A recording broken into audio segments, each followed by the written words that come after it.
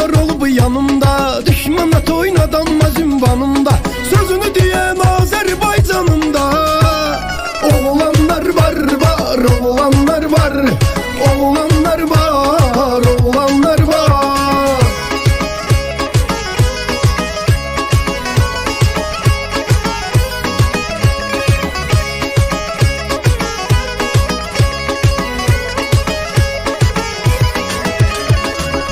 Vuruşa döyüşlerde ad eləyən, dar günündə vətənimə imdad eləyən, Qarabağı 44 günə azad eləyən.